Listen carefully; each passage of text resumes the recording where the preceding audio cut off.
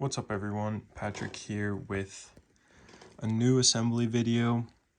This one is going to be for the new Microrunner R. Bear with me, I'm visiting family, so I don't quite have everything that I need, but I'll do my best to get a full, or like a complete assembly video here. And this one will be a little more brief than some of the other assembly videos. If you are looking for, a little bit more of the reasoning and the little itty bitty details of why everything goes together the way it's supposed to, just watch the regular Microrunner assembly video. I took a little bit more time with that one, kind of going through the reasoning of why some bushings have O-rings, others do not, and this is just going to be kind of a quicker video showing you guys where I install everything, what length screws to use for everything so that you don't have any issues, and I will be, of course, available as always for any questions or anything that I might miss. So without further ado, let's get started. So as with the original Microrunner kit, you'll get 28 bushings plus a couple extra that'll cover the trailing arms for the rear and the full IFS. You are going to get your pre-runner chassis rails. So these are the same as the pre-runner chassis and the Microrunner kit. And then not pictured here is a screw box. Everything is labeled. All of the people that already got a Microrunner R and all future orders, yeah, it's pictured in the other video, but it's a neatly organized screw box so that everything's well labeled. I'll be mentioning a bunch of different screw lengths here, and those will all match up with screws in the box. As far as parts go, everything here is pretty much your IFS assembly. These three parts have changed from the Microrunner kit, the regular one, but pretty much everything else here is the same. So there's going to be your skid assembly, lower control arms. Oh, these are painted silver, just with a rattle can, but those are my upper control arms. Let's see, hub and spindle.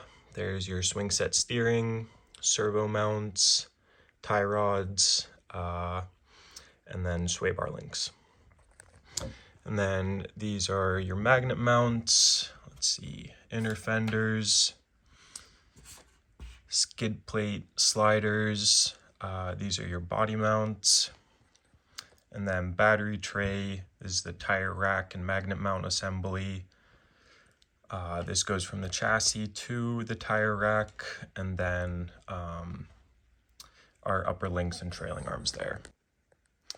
So in assembly videos past, I've kind of gone through and individually showed you guys where all the bushings go and where to put O-rings. Now this part is roughly the same as the Microrunner kit, or it's exactly the same as the Microrunner kit.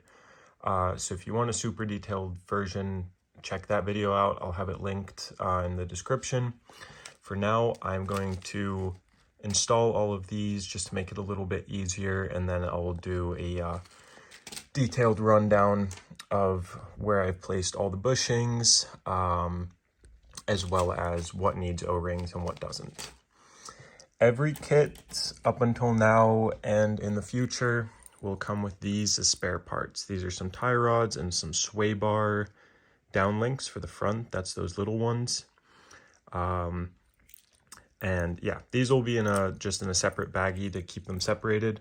But if you do feel like you're missing bushings and you've got 4 of these longer ones and 4 of these shorter ones assembled, those are your spares, and that's where the missing bushings have gone.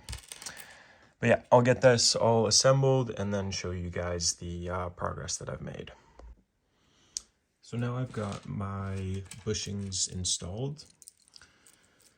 So for these little sway links, you'll you'll see that these bushings have one side that's slightly larger, and one side's a little smaller. So that's the one thing that I'm really being careful with on these links. For these steering links, the big side is on top with these ribs here, and there's the smaller side on the bottom. And for these sway links, you've got one big side on one side and then one on the other. And then this is the only thing that I wanted to show with these. Since these don't have any bushings, they're a press fit, and they move once they're inside, but it's a bit snug to get them in.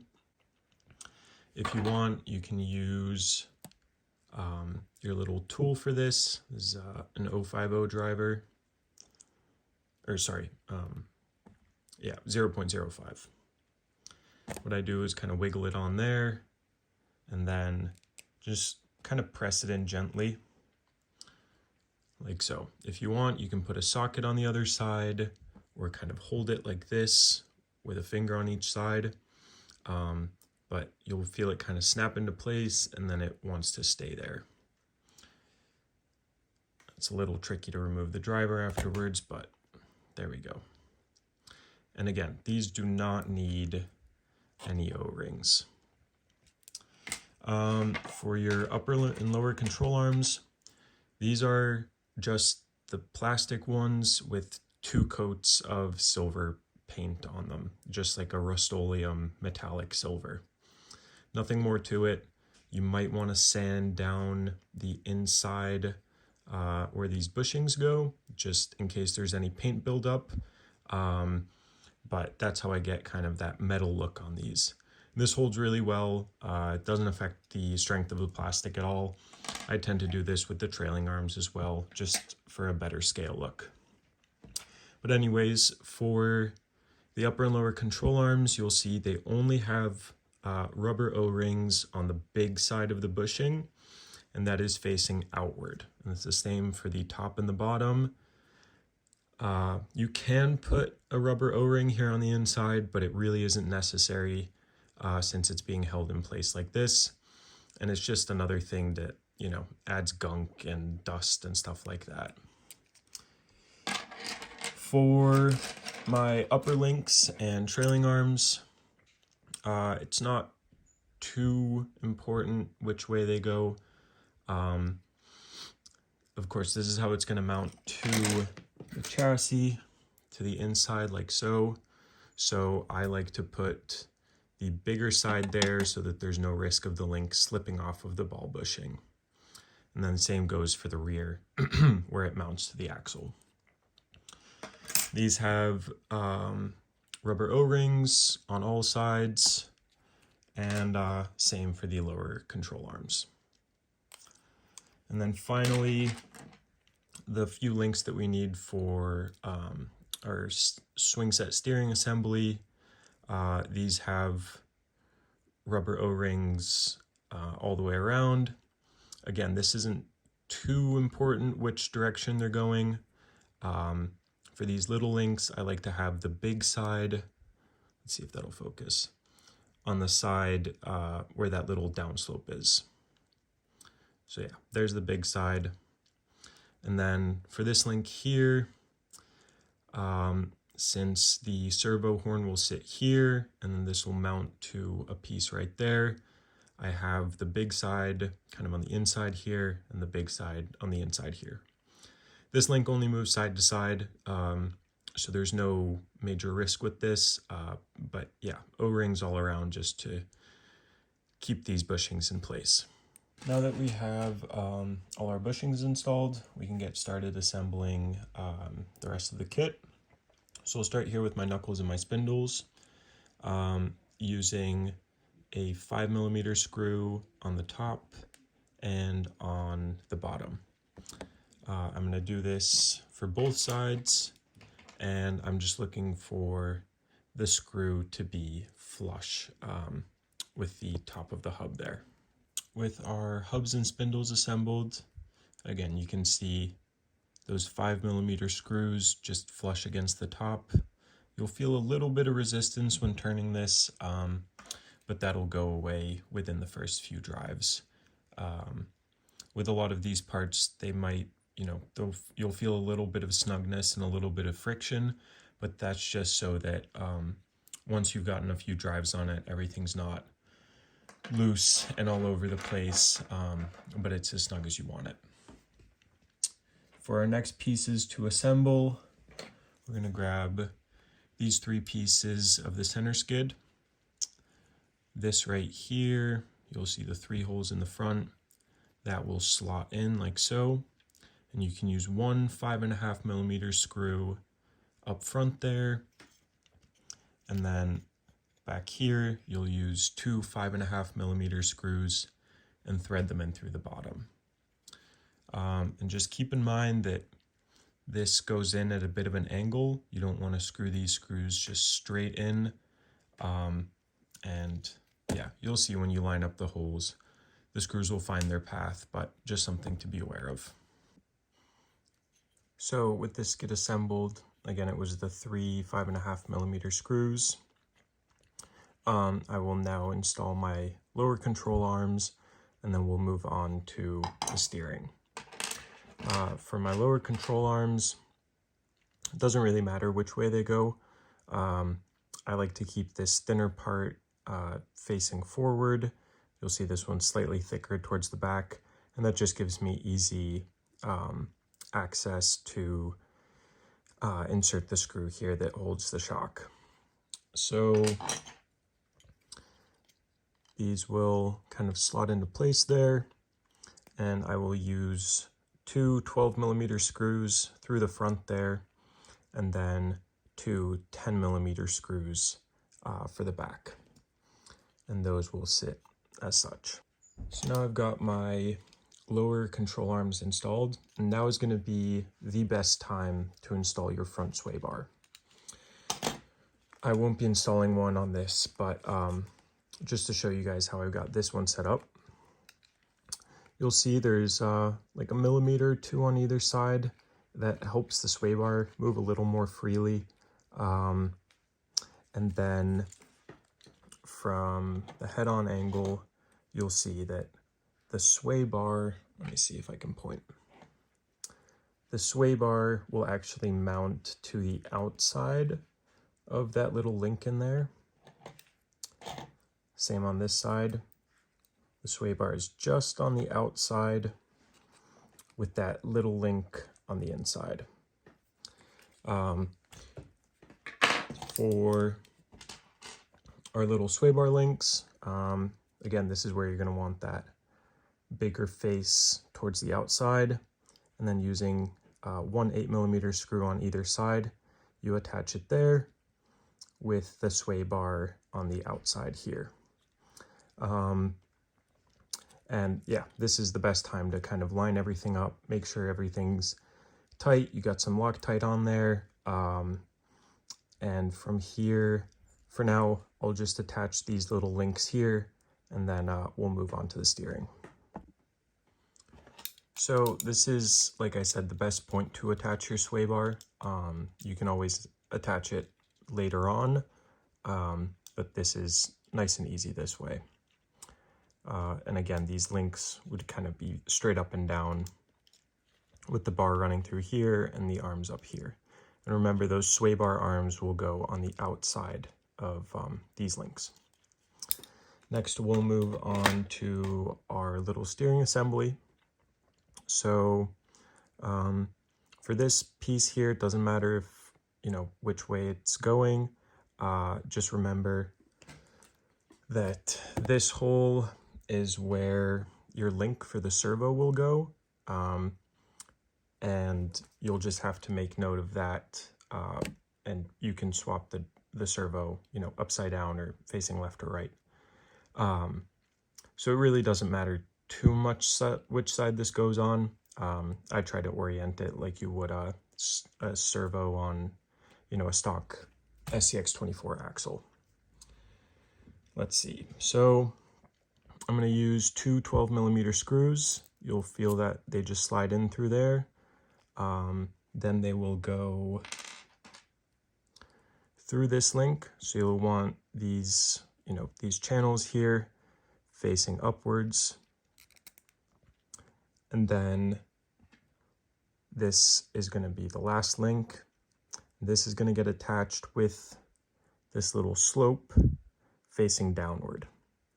So I'm just going to get that installed there, and I will repeat that on the other side. And I'll show you guys once this is assembled. So here's my completed steering assembly. You'll see I put this arm for the servo horn on, and that's using an 8mm screw through this top piece here. This is also a great time to attach your servo horn, just because it gets a little tricky to get in there with a screwdriver afterwards. So I like to attach my servo horn here and then install it, and then you can just simply screw the servo horn onto the servo once it's all centered. And as far as orientation goes, this side here is facing forward. And again, we've used two 12mm screws going through this backside. I get these snug, but not super tight. I want it to be pretty free moving. A little bit of friction is okay. And then we're going to take two more 12mm screws. They're going to go through these holes here and into this part of the skid plate. And here's what it should look like with that steering assembly in there. So you can see the smoothest part of these lower pieces is facing upwards. And like I said, now is a great time to put on that servo horn to save yourself some time later on. And from here, we will attach the upper control arms. So for this, you'll need this little boot looking piece. And then you'll have the opening for the upper control arm facing forward like the boot. And I'm going to use two 8mm screws, actually 4 in total, through the front and the back, and into the boot on both sides. And again, these are painted, but you'll see one side has a little more shape to it. You're going to want that flat side facing upwards. So there are our upper control arms attached. And then from here, these 3 holes line up with those 3 holes, and we're going to use 3 more 8mm screws in through there. These are quite recessed, so you'll feel them go in quite a ways until they become snug towards this piece. All right, so at this point, should be starting to resemble an actual IFS kit, but just make sure that you have these steering links or tie rods facing forward so that they're nice and out of the way. And then we will install our spindles and hubs. This little arm is going to attach to the tie rod, so make sure that's facing forward. And I will use one 10mm screw on each side to secure the top, and then 2 5.5mm screws, one on each side here on the bottom, for both sides, of course, to secure the lower control arm to the spindle. So just a quick note as I install these spindles. This upper hole here can be a little bit tricky to line up. So just beware as you are installing this. If this piece here starts to bend upwards, just back it out a little bit, try and realign it, and then make sure that the screw passes through cleanly. Because of the way this piece is printed, it's not really going to snap, but again, you don't want to create any, unnecessary strain on these parts. And then once you've got your 10mm screw through the top, the 2 5.5mm screws down here, this is a great time to install your bearings and your axle stub. I've covered this in other videos. I'll cover it quickly here. This is a stock axle stub. This is not included in the kit. Let's see. This is what it would look like before, something similar. And again, you'll see you can cut or Dremel or sand most of it off. Leave a little bit of a lip so it can catch on the bearings. And you will have 4 bearings included with the kit for the inside and outside of the front hubs on either side. So install your bearings, install your axle stub, and then using 2 8mm screws, 1 on each side, you can install your tie rod to the hub there to complete the steering assembly. So now I've got my 8mm screws holding the tie rod to the hub. Everything's moving nice and smoothly, up and down. Again, I didn't put in the bearings or the axle stubs, but now's a good time to do so. And I also don't have my sway bar. If the sway bar is correctly tightened and everything, they'll move pretty much simultaneously up and down, and a little bit of friction here is okay, but you want it to be pretty smooth travel throughout. At this point, you can take these final 2 pieces to complete the IFS. This is new for the Rangers. This is actually a TPU, kind of like a bumper type piece, which just helps to absorb a bit of the shock that travels into the chassis.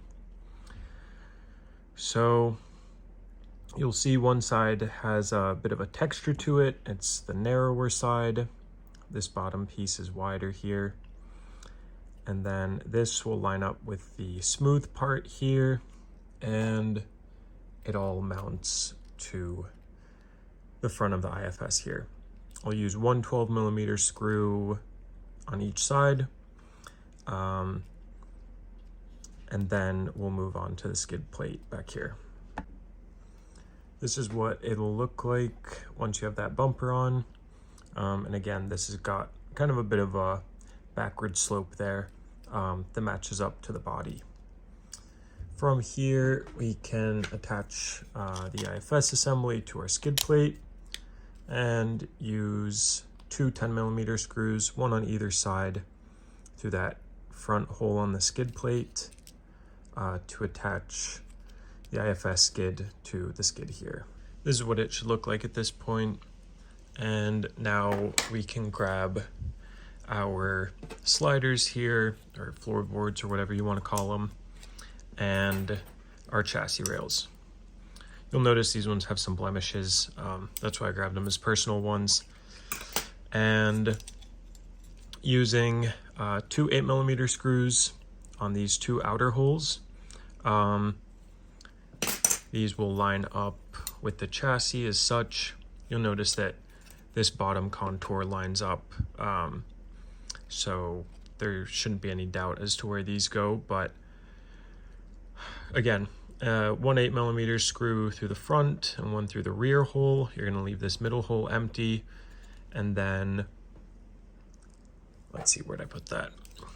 The back of the skid lines up with the back of the chassis rail here, so this will all kind of flow smoothly together. And I'll go ahead and do this to both sides now. Now I've got my sliders attached. You'll see that this back profile, everything lines up nice and smooth. So that's just a good gauge to make sure you got all the holes right. At this point, we can go ahead and install our little servo brackets. These are little pieces. You're gonna want this smooth side facing the inside of the chassis, and then we're actually just gonna use the rear 2 holes here, as well, and the front 2 holes on the servo bracket. This is done just to keep the kits as modular as possible, but with the different body and this changed front section, you're gonna bump the servo back a little bit. And there we have our servo brackets installed. So again, I'm using the 2 rear holes. on this piece right here, and then the 2 forward holes on the bracket, and those 8mm screws are holding this all together. Personally, I'm just running an Emax servo. These have been fine. If you want to put something, bigger, more powerful in, that's no problem at all. You can move these around. You've got different vertical positions to mount the servo as well, in case you're running a longer servo horn. And yeah, I'm just trying and line that up as best as I can so that it turns smoothly. And yeah, there's not too much to it. From here, we'll get started on our tire carrier assembly. Here are the parts that you'll need for the tire carrier assembly. So this is what is going to hold the tires themselves. Here is, I guess, the main piece. I'm not really sure what to call this.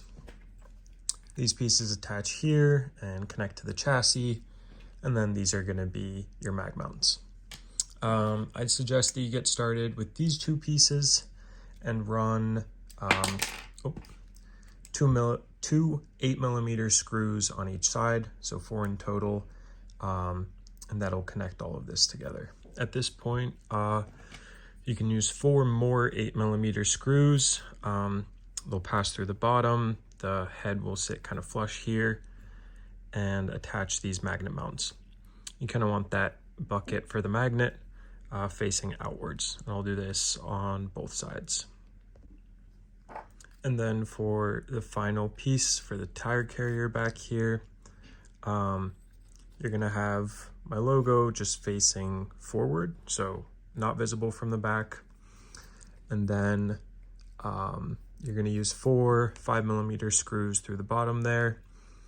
And with this, it's easiest just to line up this rear profile here. You want it to be pretty flush, and then get those 4 screws in there just to get everything in place. And this is what it'll look like all assembled.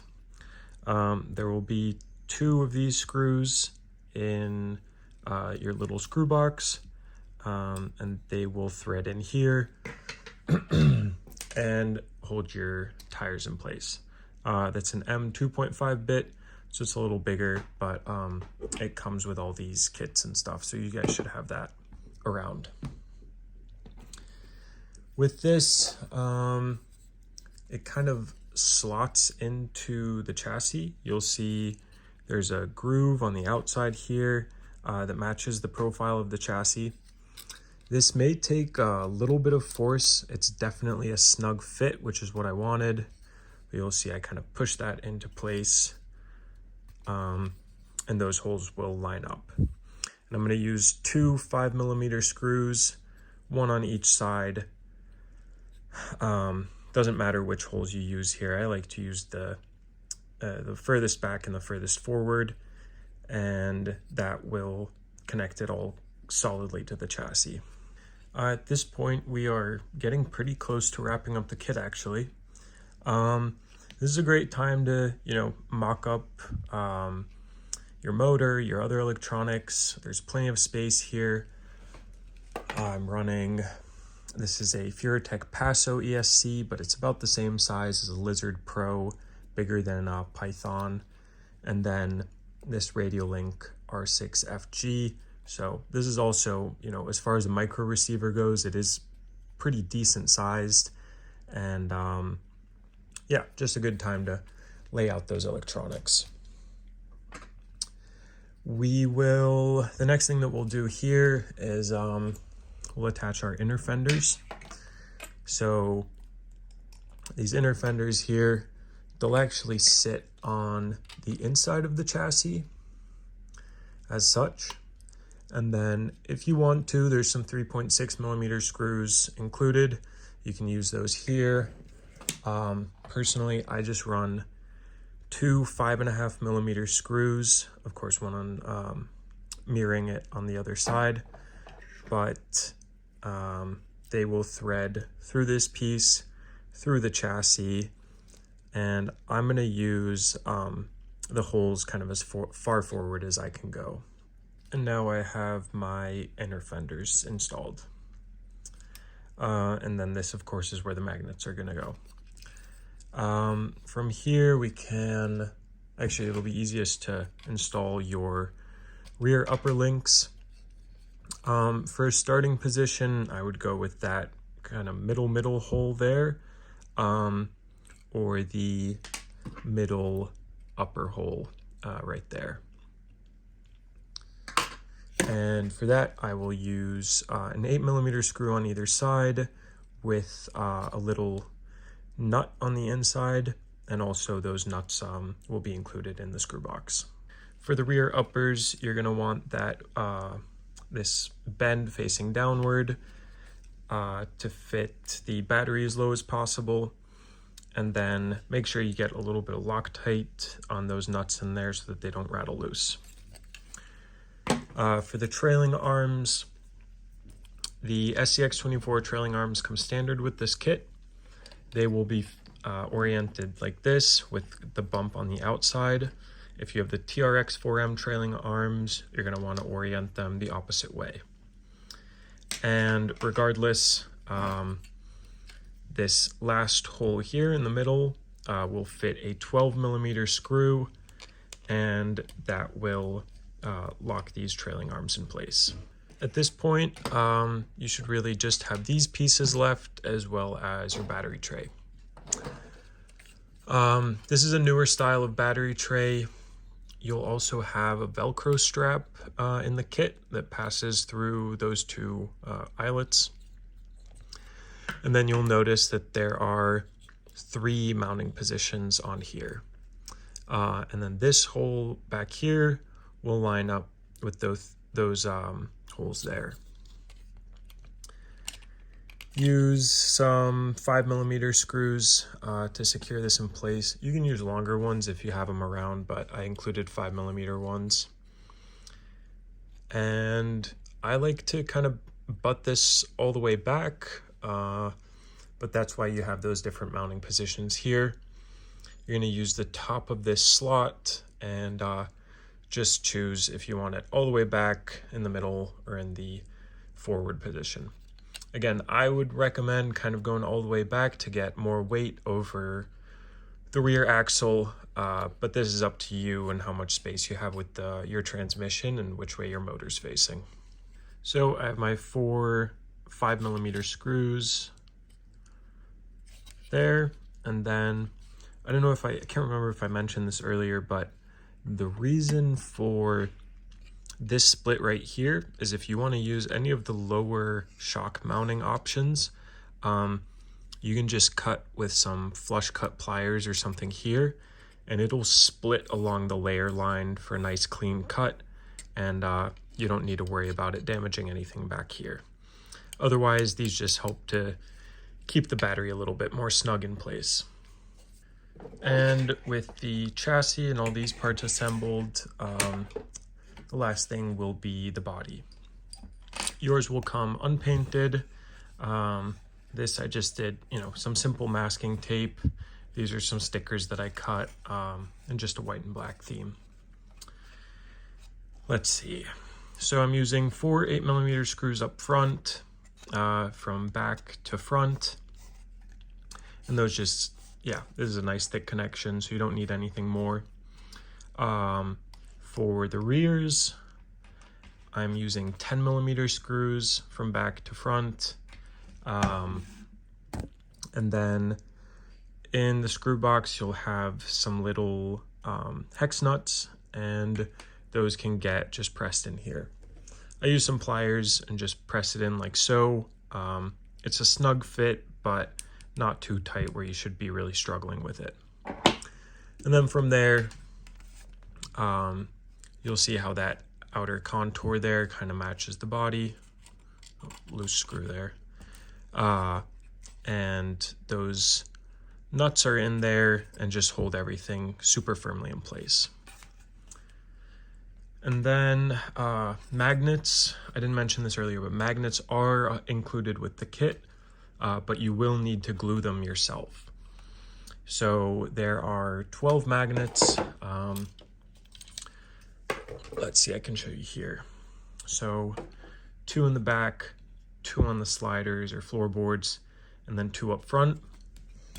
I like to glue these ones and these ones and these ones first, and then I line up my other ones and glue the others as everything is lined up on here.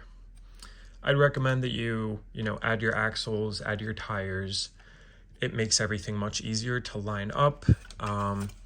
But just as like a general point, your sliders will fit into the body here, and that bumper should be nice and snug against the front of the body. So here is just one last time kind of what everything assembled should look like. You'll have your magnets, those bigger screws back here for the spare tires. Couple of final notes. If you're using an SCX24 axle, your trailing arms are going to mount to the outside of where the links would normally mount, with a little nut on the inside to hold them in place. And then I use, let's see, this middle forward hole there for my upper link. If you're running the TRX4M links and axles, like I said, you're going to flip the left and the right. Again, this goes, this mounts to the outside of where the link would normally mount. And then for the upper mounts, it's just that stock position. Sorry, it's a little tricky to see. There we go. If you're running the TRX4M trailing arms, you'll also just need to relocate the sway bar to back here. And SWDRC, who makes the sway bars, he's been including these little extender rod pieces. I don't really know what to call them. It's M2 threaded rod. They're about 20 to 25 millimeters, and that'll give you the length that you need. As far as shock positioning goes, I've got these in the middle hole there all the way forward. And then for my rear suspension, this one's set up because I was doing some speed runs, so it's got a little less travel, but I'll angle this shock a little ways forward just to get some more travel out of it. Depending on where you mount the rear upper, you'll get slightly different performance from the suspension. Generally speaking, higher up will give you less compression under power. Mounting this lower down will give you more compression under acceleration on power. And yeah, I mean, I think that that's about it.